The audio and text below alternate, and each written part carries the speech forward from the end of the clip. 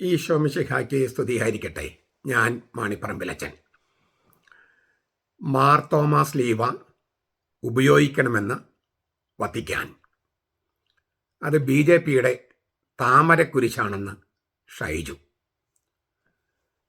എറണാകുളം വിമതരും ഫരീദാബാദ് വിമതരും വത്തിക്കാനെ കേൾക്കില്ല, താമരക്കാരനെ കേൾക്കും. ഇതാണ് സീറോ മലബാർ സഭയുടെ ദുരന്തം, ദാരുണ ദൃശ്യം, ദുരവസ്ഥ. 1959 റോമായിൽ നിന്ന് നമുക്ക് അച്ചടിച്ച മുദ്രണം ചെയ്ത ഒരു പുസ്തകം തന്നിട്ടുണ്ട്. അതിൻ്റെ കോപ്പിയാണിത്. ഇത് മലയാളമാണ്. കർദിനാൾ ടിസറാൻഡ് പൗരസ്ത്യ സംഘത്തിൻ്റെ സെക്രട്ടറി ആയിരിക്കുന്ന സമയത്ത്, cardinal Tisserant congregation for the oriental churches secretary ആയിരിക്കുന്ന സമയത്താണ് 1959 ഈ പുസ്തകം നമുക്ക് നൽകിയത്. Sacra Congregatio Pro Ecclesia Orientali, പൗരസ്ത്യ സഭകൾക്ക് വേണ്ടിയുള്ള വിശുദ്ധ കോൺഗ്രിഗേഷൻ, പൗരസ്ത്യ കാര്യാലയം, പൗരസ്ത്യ സഭകൾക്ക് വേണ്ടിയുള്ള കാര്യാലയം, വിശുദ്ധ കാര്യാലയം. ഓർദോ സെലബ്രാസിയോനിസ് കൂദാശ, പൗരസ്ത്യ സഭകൾക്ക് വേണ്ടിയുള്ള തിരുസംഘം, കൂദാശയുടെ ആഘോഷക്രമം, സീറോ മലബാർ സഭയുടെ ഉപയോഗത്തിന്, റോമ 1959. ഇതിനകത്ത് 6ാമത്തെ വകുപ്പായി പറഞ്ഞിരിക്കുന്നത് തിരുവസ്ത്രങ്ങളെക്കുറിച്ചൊക്കെയാണ്. അപ്പോൾ അതിനകത്ത് കൊത്തീന, സൂനാറ, സന്ത അല്ലെങ്കിൽ കയ്യുറ, ഊറാറ, പിന്നെയാണ് പൈന. ലത്തീൻ കാപ്പയ്ക്ക് തുല്യമാണ്. പൈന എന്ന് പറയുന്ന കാപ്പയ്ക്ക് തുല്യമായിട്ടുള്ള വസ്ത്രമാണ്. മുൻവശം തുറന്നതും കൊളുത്തിട്ട് ബന്ധിച്ചതുമാണ്. പുറകിൽ അത്ര വലുതല്ലാത്ത മാർ തോമാസ് ലീവായാൽ അലങ്കൃതമാണ്. അതിന് ഗ്രീക്ക് കുരിശെന്നും പറയുന്നു. വിളുമ്പുകളെല്ലാം ചുറ്റും ബോർഡറുകളാൽ അലങ്കൃതമാണ്. സിൽക്ക് കൊണ്ടോ മറ്റു വിലപിടിപ്പുള്ള തുണി കൊണ്ടോ ഉണ്ടാക്കുന്നു. അതിൻ്റെ നിറത്തെപ്പറ്റി യാതൊരു പ്രത്യേക നിബന്ധനയും നിലവിലില്ല. അപ്പോൾ ഈ കാപ്പ അല്ലെങ്കിൽ പൈന എന്ന് പറയുന്ന കുർബാനക്കുപ്പായത്തിൻ്റെ പുറകിൽ അത്ര വലുതല്ലാത്ത മാർ തോമാസ് ലീവ വേണം. ഗ്രീക്ക് കുരിശെന്ന് വിളിക്കുന്ന മാർ തോമാസ് ലീവ വേണം. ഇതാണ് റോമിൽ നിന്ന് നൽകിയിരിക്കുന്ന നിർദ്ദേശം.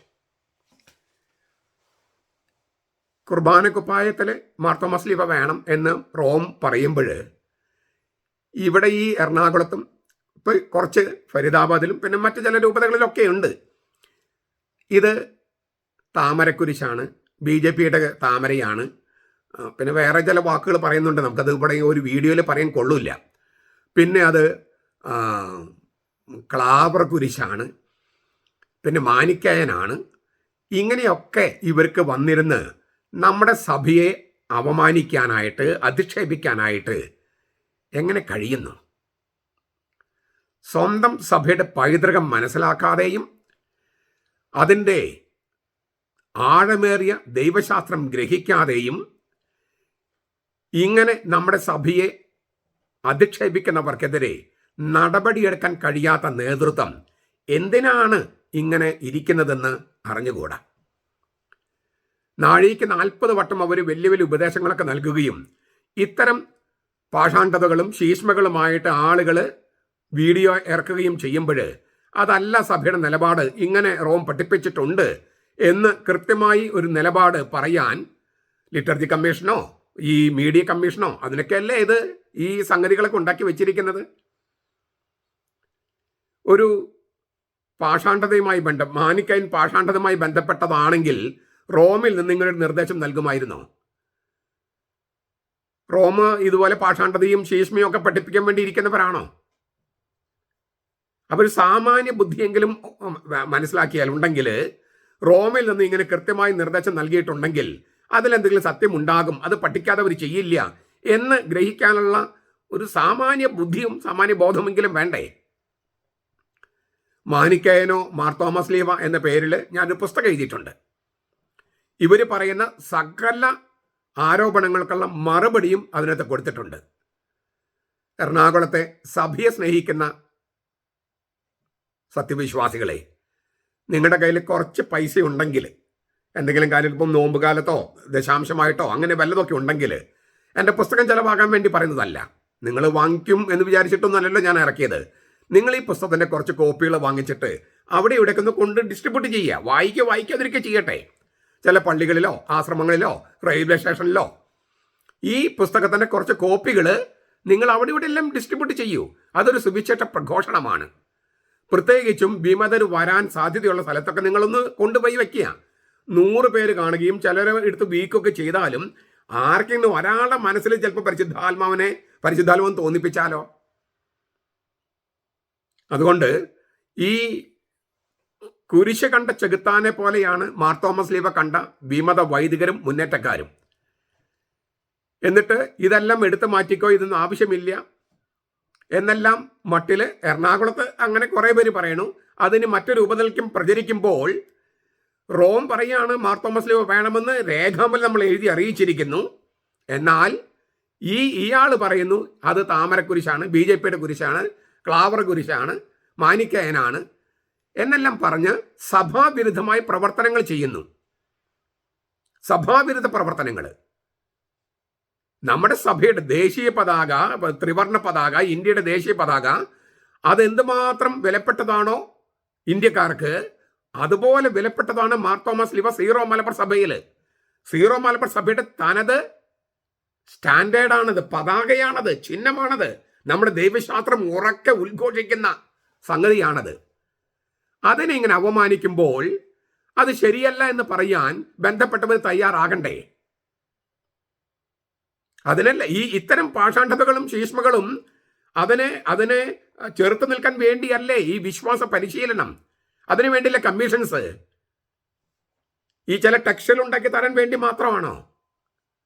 നമ്മുടെ സഭയെ ഇങ്ങനെ പരസ്യമായി അവമാനിക്കുമ്പോൾ അതിനെ തടയിടാനായിട്ട് നമുക്കൊരു ചുമതലയില്ലേ?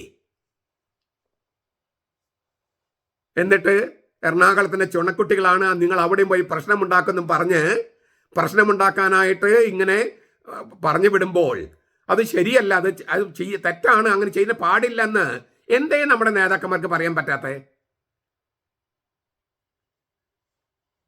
ആളുകളെ ആശയക്കുഴപ്പത്തിൽ ഇങ്ങനെ നിർത്തണമെന്നാണോ നിങ്ങൾ ഉദ്ദേശിക്കുന്നത്? മനുഷ്യർക്ക് സത്യവേദം പഠിപ്പിച്ചു കൊടുക്കാൻ അതല്ലേ ഏറ്റവും വലിയ ചുമതല നിങ്ങളുടെ? ചുമതല നിറവേറ്റാതെ ആളുകൾ തെറി പറഞ്ഞിട്ട് വല്ല കാര്യമുണ്ടോ? നിങ്ങൾക്കറിവില്ല, നിങ്ങൾ അജ്ഞരാണ്. പഠിപ്പിക്കേണ്ട ആൾക്കാരെ പഠിപ്പിക്കുന്നുമില്ല, അവരും അജ്ഞരാണ്. അതിനാൽ നമ്മുടെ മുമ്പിൽ ഒരു ചോയ്സ് ഉണ്ട്. നമ്മൾ സഭയെ അനുസരിക്കണോ അതോ ഈ വിമത പ്രവർത്തനം നടത്തുന്ന ഇയാളെ അനുസരിക്കണോ? നിങ്ങൾ തീരുമാനിക്കൂ. നമ്മൾ സഭയെ, അതായത് റോമിൽ നിന്ന് കിട്ടിയ കൽപ്പന അനുസരിച്ചുള്ള കാര്യങ്ങൾ അംഗീകരിക്കുന്ന സഭയെ, ആ നേതൃത്വത്തെ, വത്തിക്കാൻ പറഞ്ഞ ആ നേതൃത്വത്തെ അംഗീകരിക്കുന്ന നേതൃത്വമാണ് ഞാൻ പറയുന്നത്. സഭയുടെ ശരിക്കുള്ള പരമാധികാരത്തെ അംഗീകരിക്കുന്ന നേതൃത്വത്തെ നമ്മൾ അനുസരിക്കണോ അതോ അതിന് പുറംതിരിഞ്ഞു നിൽക്കുന്ന വിമതര്, അവർ മെത്രാന്മാരോ വൈദികരോ അൽമായരോ ആരുമാകട്ടെ, അങ്ങനെ സഭാവിരുദ്ധ പ്രവർത്തനം നടത്തുന്ന, പാഷാണ്ഡത പഠിപ്പിക്കുന്ന, ശീഷ്മ എന്ന വിഭാഗീയത പ്രോത്സാഹിപ്പിക്കുന്ന ആളുകളെ പിന്തുടരണോ? ഇത് നമ്മുടെ വലിയ ചോയ്സ് ആണ്. കർത്താവിൻ്റെ ഒപ്പം നിൽക്കാൻ ആഗ്രഹിക്കുന്നെങ്കിൽ നമ്മൾ വത്തിക്കനിൽ നിന്ന് പറഞ്ഞിരിക്കുന്ന നിർദ്ദേശം അനുസരിച്ച് മാർ തോമസ് ലീവ ഉപയോഗിക്കണം. അതിൻ്റെ ആഴമേറെ ദൈവശാസ്ത്രം പഠിക്കണം. ഇതിന് ബുദ്ധിയല്ല വേണ്ടത്, താല്പര്യമാണ്, സഭയോട് സ്നേഹം. നമ്മുടെ കർത്താവ് ഈശോ മിശിഹായുടെ കൃപയും പിതാവായ ദൈവത്തിൻ്റെ സ്നേഹവും പരിശുദ്ധാത്മാവിൻ്റെ സഹവാസവും നാം എല്ലാവരോടും കൂടി ഉണ്ടായിരിക്കട്ടെ, ഇപ്പോഴും എപ്പോഴും എന്നേക്കും. ആമേൻ.